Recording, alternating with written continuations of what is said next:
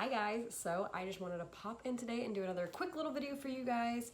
And today I'm going to be talking about things that you can be doing right now to up your photography game and start taking better photos instantly at exactly $0 to you.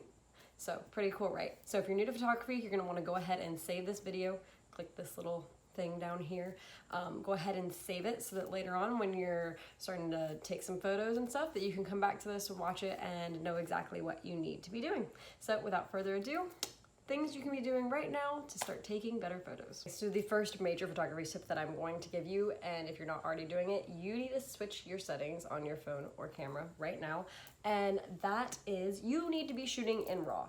And all that means is that when you take a photo and you save it standard, how your camera is standardly formatted or your phone takes photos, it's saving as a JPEG. And when your phone saves or your camera saves a photo as a JPEG file, you are losing half of the information that should be in the photo, half of the color, half of everything. So if you're shooting in RAW, it's gonna save your butt if you accidentally over or underexpose something, because if you take a photo of a sunset and you look great, but then the sunset sky has been totally washed out because you were shooting in automatic, you can now go into Lightroom or whatever photo editing software you're using, and if you're shooting in RAW, you can bring down the exposure or bring down the whites to bring back all that color. If you're shooting in JPEG, that's not gonna happen. And it just gives you a whole more range of variety with working with colors if you're shooting in RAW, and it's definitely worth making the switch to RAW if you haven't already.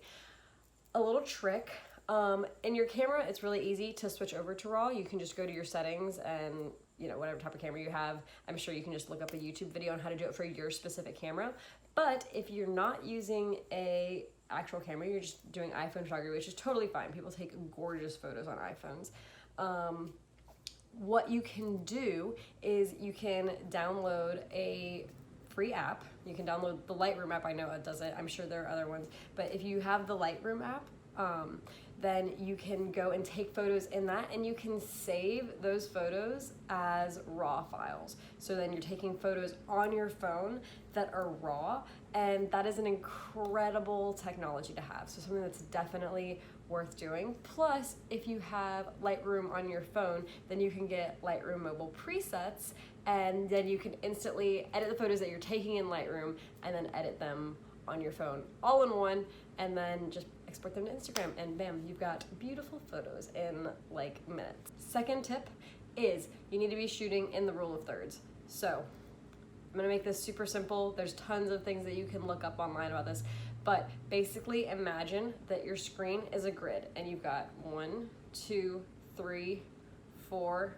5, and 6 sections. And imagine there's an imaginary line on each of these sections. Okay, what you want to be doing is shooting the subject of your photo on one of these lines. So if you're taking a picture of a person, see right now how my eyes are right here. I'm looking at my camera, and the little grid, the faint grid that's on the screen, my eyes are right on the focal point of this grid. So right in the crossroads, and that's kind of where you want to be shooting. So whatever your subject is, you want to make sure that they're on one of these lines. You don't ever want to like have your face like right in the middle of a photo. That just looks weird. So rule of thirds, apply it, look it up. There's a lot to be learned about it, but that was just a super simple synopsis and something that you definitely need to start doing. Number 3 is something that I still am not great at. But it's something that just takes practice, and anybody can get better at it. It just means you have to go out there and just start shooting and start posing. So I'm gonna start off with saying that on Instagram, a lot of pictures start looking the same after a while. Everybody starts posing in these same Instagram famous places the same way. And while I understand the Louvre or the Eiffel Tower is a very beautiful destination and something that everybody wants to take photos of and with, you don't have to do the same exact thing that everybody else is doing. So this is more of like a challenge to you and something to just make the world a more refreshing place, and especially make Instagram a more refreshing place, is start searching for different angles you can take of things. Like if you are in Paris and you go to that, I can't remember what it's called, but that famous wall that everybody goes to take pictures of the Eiffel Tower. Yes, go there and take your pictures, but then walk around and go another direction and get a little lost and find an even better spot to take a photo. There are tons of ways you can do this. If you don't want to get lost, you can just Google Earth the location. But yeah, I challenge you to, look at what you're taking a picture of, but then turn around and see if there's something cooler that you can do. And same thing, with your body. Like, start posing with cool angles, throw an arm up there, I don't know, do something interesting. Don't just sit there and do this, which, that's fun too. But get a little more creative, and people will thank you for it. I will thank you for it. The world will thank you for being unique. Tip number 4, find the right light. So this, again, just something that takes practice. But lighting is everything when it comes to taking photos and video. So my biggest tip to you is to not shoot photos in the middle of the day. At least not of people, because the harsh lighting and the shadows, just not good. You can, however, shoot photos in the middle of the day if it is overcast. I love taking pictures when it's cloudy because everything just looks nice and soft and like really creamy. Love that. But yeah, if it's noon and you are in Brazil, probably not the best time to be taking photos. You're gonna have weird shadows in your face. Obviously sunrise and sunset are the best times to take photos, but you can take pictures as long as you allow yourself to not have harsh lighting on your face. You want kind of a soft, indirect glow. So just something that you gotta kind of look at and learn about.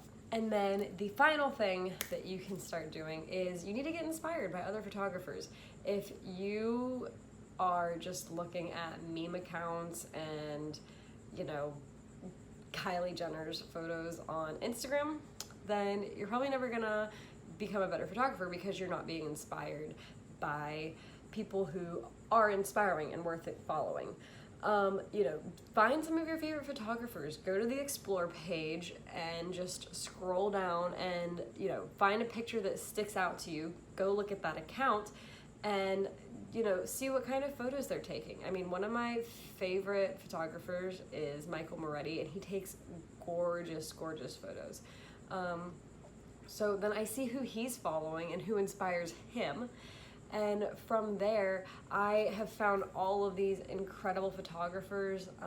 One of my favorite videographies is Taylor Cut Films. Does amazing, amazing work that I can only hope to achieve one day. So, just start by looking at what they're doing, and if you can see that and you can start visualizing that in your head, then you can start to achieve more of that look and that aesthetic that you're going for. So, just absorb all of the content you can, but you gotta start by absorbing good content. You do not want to be looking at meme accounts all day and just having a time suck. You want to be looking at beautiful, aesthetically pleasing, just incredible content. So my challenge to you is clean up your Instagram.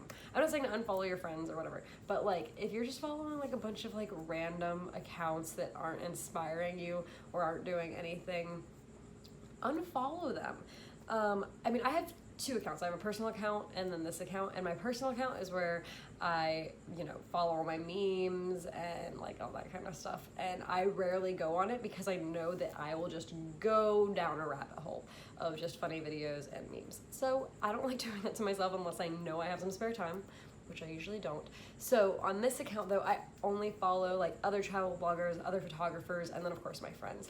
But yeah, follow people who inspire you and you will be much better off for it in the long run. All right guys, that's all I have for today. If you guys already do any of these tricks, let me know in the comments below if you have any other really easy, like simple photography tips that I could be doing, because I'm always looking to grow and I would love to hear what you guys have to share about photography tips. Again, leave that in the comments below. If this was totally useless to you, let me know that in the comments below. If you want me to keep making these videos, let me know that in the comments below. Basically what I'm saying is comment on this post, okay? Thanks. But yeah, I am hoping to do more of these videos. I'm trying to do one every week so that you guys can have a little bit more insight into my life and what my thought processes are and how I take photos and how I travel, all that kind of stuff.